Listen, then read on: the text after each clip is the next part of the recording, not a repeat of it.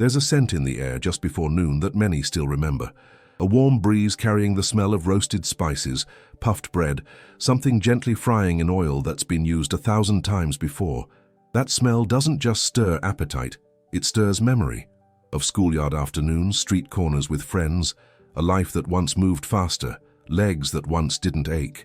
Even now, many elders pause at the food cart, not just for food, but for a feeling of belonging, of being alive. Dr. Shigeaki Hinohara, one of Japan's most revered physicians and a man who lived past 100, once said, "Health is not about restrictions, it's about wisdom in choice."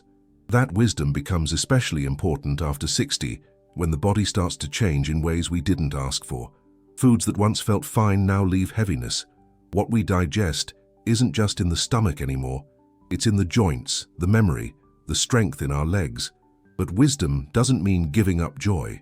It means learning how to meet it in new places. There's a term I want to share with you, one that Dr. Andrew Weil often speaks about: intelligent indulgence. It means we don't have to abandon the foods that bring us comfort. We just need to choose them with presence, with care, with the understanding that not all pleasure leads to pain, and not all street food is the enemy. The real danger isn't the food stall. It's forgetting that your body today isn't the same body you had at 25. And that's not failure.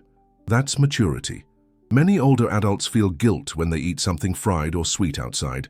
They hide the plastic bag from the food cart or avoid sitting at the bench with others who are eating. But here's a truth we don't speak of enough. Completely cutting off joyful foods doesn't always lead to health. Sometimes it leads to isolation, to silence. And what good is perfect blood sugar if your heart is lonely? But what if I told you this? Not all street food is harmful. In fact, some are allies. Some can support your gut, your knees, your blood flow, if chosen with care. The secret is not in saying no to everything. The secret is knowing which smells to follow. As Hinohara said, the wise centenarian doesn't avoid the marketplace, he simply knows which smells to follow. Today, I want to walk with you through that market, not with fear, but with curiosity. We'll look at 3 street foods that nourish your aging body, and 3 that quietly do more harm than good. This isn't a lecture, it's a stroll, a slow, thoughtful walk through something that still brings many of us joy. Because health, real health, isn't built in a clinic, it's built in the way we live, in the small choices, in the food we share. So come with me. Let's look at the plate, not with guilt, but with wisdom. There's something deeply comforting about the sound of oil bubbling in a street pan. That crisp hiss, the golden crust, the first bite that crunches and melts on the tongue. It feels like home, like Sunday afternoons, like celebrations. For many, fried street snacks like samosas, fritters, pakoras, corn dogs, or doughy delights bring back the warmth of family gatherings, a mother's hand, a time when the body could handle anything. But that same comforting crunch may now carry something more subtle, something that doesn't show up immediately, but slowly weaves itself into your joints, your arteries, your strength. After 60, the body becomes less forgiving. What once gave only pleasure may now leave behind a price. Deep-fried foods, especially those cooked in reused oil, create what science calls advanced glycation end products, or AGEs. But you don't need to remember that term. What matters is this: these substances stick to your tissues. They make collagen, your body's natural cushion, stiff and unyielding. It's like glue settling between your bones and blood vessels. Over time, joints don't bend as easily. Blood doesn't flow as freely. Climbing stairs becomes a little more effort. Getting out of a chair takes just a second longer. And here's something many don't expect. Even vegetable-based snacks, the ones that seem healthier at first glance, can carry the same risk. It all comes down to the oil. When oil is overheated, used again and again under high flame, it breaks down into compounds called lipid peroxides. These aren't just difficult to digest, they actively age your cells. They travel quietly into your system, adding rust to the machinery of your body. Not immediately, but consistently. It doesn't mean every crunchy snack must disappear from your life. It means choosing warmth without the hidden damage. Roasted corn on the cob, still steaming with a dash of salt. Boiled peanuts rich in magnesium and protein. A baked plantain wrapped in a banana leaf, soft and naturally sweet. These offer satisfaction without the stiffness. They nourish without taking something in return. Every bite is a choice, yes, but not a punishment. You're not being asked to eat without pleasure. You're being invited to choose the kind of pleasure that doesn't hurt you tomorrow. Because every crunch from reused oil, every golden brown delight dripping with artificial crispness, is not just a snack. It's a whisper to your joints, a whisper that says, "I'm making you older than you need to be." And that's not the kind of wisdom age is meant to bring. Subscribe and stay close. More simple, street-smart ways to age with strength and flavor await. Not all street food harms. Some, in fact, carry the quiet strength of tradition, wisdom packed into a jar, a bowl, or a folded leaf. You'll find them in corners of the world where age is not feared but honored. A small serving of pickled vegetables beside a rice plate, a little cup of yogurt with mint and salt, a salad made fresh with vinegar, lemon, and love. These foods may not shout, but they speak clearly to the body and to the years. In places like Okinawa and southern India, elders still begin their day with fermented staples. It's not a trend, it's remembrance, a way of honoring digestion, circulation, and immunity without ever needing a supplement bottle. The secret lies in the living bacteria, tiny organisms that come from natural fermentation. They're invisible to the eye, but they have the power to soothe the gut, reduce inflammation, and even brighten the mind. Science has begun to confirm what ancient kitchens always knew.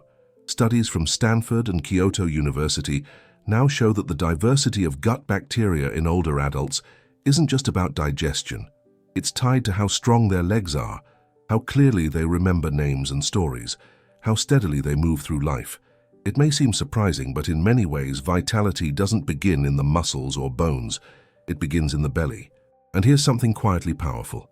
The sourness in fermented food, whether from vinegar, yogurt, or brine, is more than taste. That mild tang wakes up the stomach's acid, which after 60 tends to weaken. And when stomach acid is low, nutrients pass through without being properly absorbed. Even a perfect diet becomes less nourishing, but that touch of acidity invites the body to receive again, to take in what it needs. Of course, not every street salad or fermented offering is safe. Some sit in the sun too long. Some are prepared in haste without the care that such living foods require. There's a difference between fresh, pickled carrots cut in the morning and a limp salad that's spent hours in the heat. The body feels that difference, softly but surely. Still, there are treasures out there, stalls that keep ingredients separate, serve only what's been made that day. A spoonful of sour mango pickle, a cucumber salad with lemon and chili, a yogurt drink with herbs and cumin. They aren't just side dishes, they're tools of resilience. Fermented foods carry street wisdom. They ask nothing flashy, but they offer everything: comfort, clarity, and connection to a quieter kind of health. A health that doesn't rely on willpower or fear, but on remembering how our ancestors ate before refrigeration, before pills, before overcomplication. In a world that often confuses modern with better, sometimes the oldest jars hold the newest answers. There's a moment, especially on a warm afternoon, when the sight of a chilled glass, pearled with condensation, filled with bright colors, feels like a gift. On the street corner, someone is stirring fresh fruit juice. A young man lifts a ladle of sweetened tea from a steaming pot. Bottles clink in a cart filled with drinks that promise refreshment, and for a brief second it feels innocent, even nourishing. After all, it's just fruit, just tea, just a little sugar, isn't it? But the body after 60 sees sweetness differently. What was once a treat now becomes a weight, not just on the waist, but on the heart, the kidneys, the brain. With age, insulin sensitivity, the ability of your body to manage sugar, gently declines. Muscles no longer pull sugar from the blood as efficiently. The same drink that once felt harmless now lingers longer in the bloodstream. And what lingers inflames. What many don't realize is how concentrated these drinks often are. Fruit juices sold on the street may begin with real fruit, but they end with added syrups, sugar powders, or fruit pulp stripped of fiber. And fiber is what makes fruit slow, gentle, digestible. Without it, even a mango or orange can flood the system like candy. The body is left scrambling. The energy rush is followed by a quiet crash, fatigue, fog, and a thirst that keeps returning. It's easy to be misled by the word natural, but not all that sounds natural is kind. Sweetened teas, so-called herbal tonics, or colorful sherbets can carry as much sugar as a dessert without the satiety. They quench thirst for a moment, but drain energy in the hours that follow. Over time, they dull memory, affect balance, and place pressure on kidneys already working harder with age. Yet thirst remains real, and so does the longing for something cool and comforting. That's where traditional wisdom speaks again. Fresh coconut water, with its quiet sweetness and natural minerals, hydrates deeply without overwhelming the body. A squeeze of lime in salted water revives the nerves, supports blood pressure, and cools without sugar's sting. Even a watered-down juice, with a handful of soaked chia seeds, slows the sugar's path and turns a rush into a steady wave. There's nothing wrong with desiring something sweet. Sweetness is part of life, but the body asks for it differently now. It asks for balance, for respect, not because it is weak, but because it has carried you through decades, and it deserves to be fed with care. Not all sweetness nourishes. Some burn the candle of energy faster than you can replace it. But the right kind of sweetness, the slow kind, the thoughtful kind, still has a place. It still belongs at your table, just not at the cost of your light. In almost every culture, there exists a humble meal that fits in the hand. A wrap, a roll, a bowl of warm grains folded into leaves or paper. These aren't fancy dishes. They weren't born in restaurants or served with decoration. They were made in homes, carried to work, sold in corners where life moved quickly and nourishment had to follow. And for elders, especially those living alone or without time to cook, these pocket meals still hold power. Inside a simple lentil wrap or chickpea bowl lies something far more meaningful than convenience.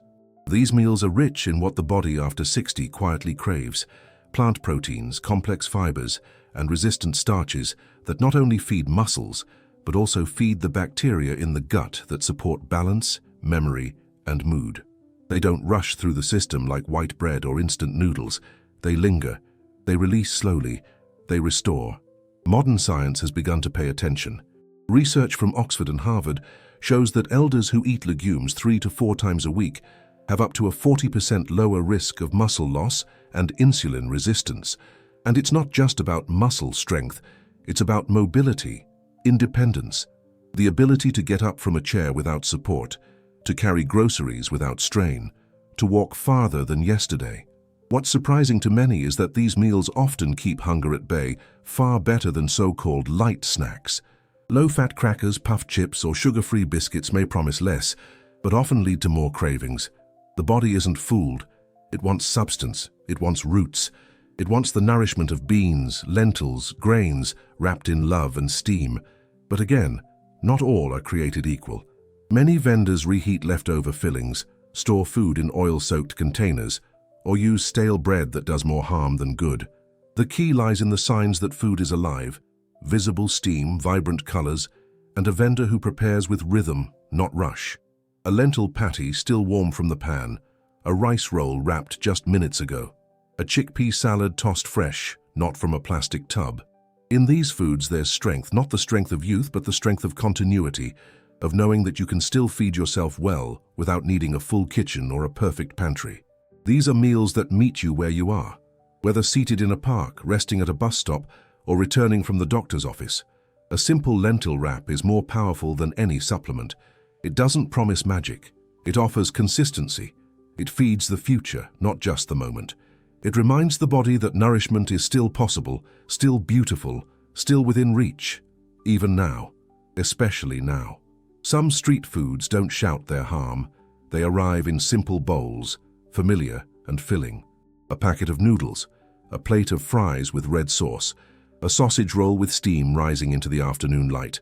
For many, these are comfort foods, easy to access, easy to carry, easy to eat alone. But what's hidden in that comfort is something quieter and far more draining than most imagine. As the years pass, the body becomes more sensitive to salt, even as the tongue becomes less able to taste it. What once tasted perfect now seems bland, and so, without thinking, a little more is added.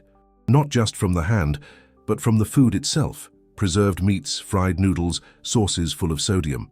The salt is already there, layered deep within the ingredients, masked by flavor and multiplied by habit. Dr. Andrew Weil, whose work bridges traditional healing and modern science, has long warned of salt's underestimated impact on the aging body. After 60, too much sodium doesn't just affect blood pressure. It reduces nitric oxide, a molecule that helps arteries expand and blood move freely. When nitric oxide is suppressed, blood vessels stiffen, circulation slows. The brain receives less oxygen. Fatigue sets in, not as a crash, but as a constant fog. And then there are the kidneys. Already working more slowly with age, they are pushed harder by excess salt. Water retention rises. Swelling in the feet becomes more common. Mornings begin with heaviness. Nights end with thirst. It's not always obvious, it doesn't always feel dramatic, but over time the body becomes less able to bounce back from what feels like small indulgences. Taste, of course, still matters. No one wants food that feels empty, but flavor doesn't need to come from salt. Around the world, elders have flavored their meals with cumin, turmeric, chili, lemon juice, ginger, garlic, and herbs. These are not just spices, they are companions. They awaken the tongue without burdening the body. They heal while they season. In many villages, street vendors still squeeze lemon over warm snacks, or toss in fresh coriander and toasted seeds. This is not new advice. It's old wisdom remembered. Too much salt is like fog in the bloodstream. It blurs every signal of vitality. It quiets the energy that still wants to rise, and it arrives slowly, never all at once. But the difference becomes clear over time. Less swelling, less tiredness, more clarity in the mind and steadiness in the legs. Not every salty food is a danger, but the silent overload, the kind that adds up over days and weeks, is worth noticing. Because energy in this stage of life isn't something to be wasted. It's something to be preserved, savored, and slowly restored, one flavor at a time. There is a kind of peace that comes when food is no longer a battlefield. Not every bite needs to be perfect, and not every craving is a mistake. As Dr.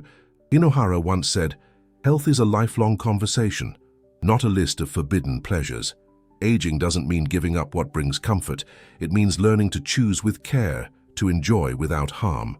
Dr. Andrew Weil calls this conscious enjoyment, a way of eating that respects both memory and biology.